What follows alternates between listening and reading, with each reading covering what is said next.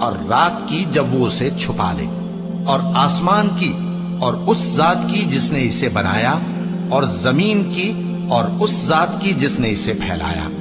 اور نفس انسانی کی اور اس کی جس نے اسے درست کر کے بنایا۔ پھر اس کو بدکاری سے بچنے اور پرہیزگار بننے کی سمجھ دی کہ جس نے اپنے نفس کو پاک رکھا وہ مراد کو پہنچا، اور جس نے اسے خاک میں ملایا وہ نامراد رہا۔ قوم سمود نے اپنی سرکشی کے سبب پیغمبر کو جھٹلایا۔ جب ان میں سے ایک نہایت بدبخت اٹھا